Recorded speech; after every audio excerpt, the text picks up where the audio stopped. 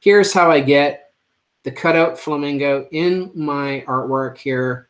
I just highlight the layer, I go to the move tool, and I drag the flamingo over, and there it is, ready to go in my dreams poster. I really like being zoomed in when I'm working on things so that I can, and I hold the space bar down and the hand comes up. Doesn't matter what tool I'm on, press and hold the space bar, hand comes around, I can move that around. Super helpful tip. I'm zoomed way in. I'm like tweaking my flamingo here. You know, I'm moving it around, I'm doing something. And then I'm like, oh, dang, I wish I could see the whole image again. You can press and hold the Alt key and we'll zoom back out. Sometimes I'm feeling lazy and I don't feel like holding Alt and clicking 5 times. I just want to zoom back out in 1 click. If you hold the Control key down or the Command key on the Mac, press and hold the Command or the Control key and hit 0, it brings it back out. That's 1 click. Let's say if I want a bazillion flamingos, I can copy, I can move them around here. There you go. So you got your 3 flamingos lined up. All these flamingos look exactly the same. How could I change the head position quickly on one of the flamingos? You could go up and you could check out this edit area, edit transform area.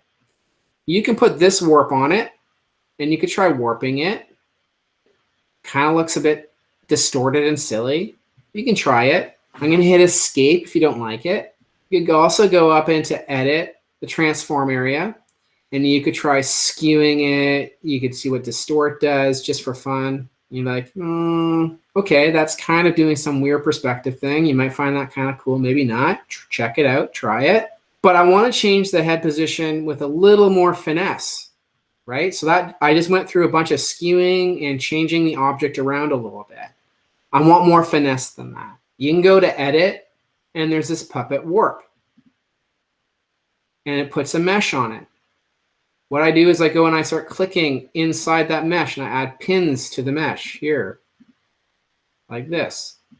Then I can start moving the head around and changing the body position. So if I needed to tweak something ever so slightly, Puppet Warp is great for that.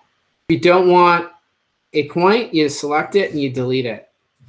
I'm going to hit enter when I'm done, and it locks it into place. But for those of you that want more control in Photoshop, I'm going to do something to the next layer. Okay, so you notice here I went directly on this layer here. I went up to edit, I put the Puppet Warp on it, and it locked it in. I can no longer edit that Puppet Warp after the fact. I feel like I should be able to edit the Puppet Warp after I put that effect on there. How do I do that?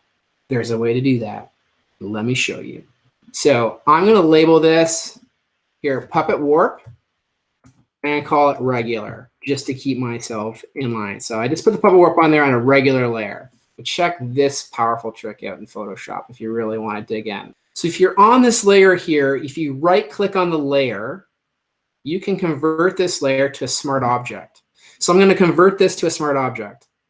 You see here that it changes this little icon to say, hey, yo, you made this layer a smart object. I'm like, thank you very much, Photoshop, for letting me know that. Now hover over it, you can see smart object thumbnail.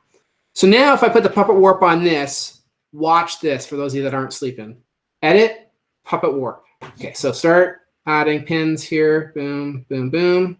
Just adjust that head slightly and hit enter. Now you see that it attached the Puppet Warp filter. So because this is a smart object, the Puppet Warp is down and is attached to it. As opposed to the Puppet Warp on here, just locked it in. I can't edit it after the fact. If I convert my layer to a smart object, it allows me to edit filters and effects after the fact. So I double click on this now. I can edit it. I can add more pins and I can start editing it after the fact. So I'm not locked in. This will save you a ton of time. And then hit enter. But let it be known, the difference between a regular layer and a smart object layer is the smart object layer lets you continually edit things after you've applied them. Do you need to do that to make cool objects? Absolutely not.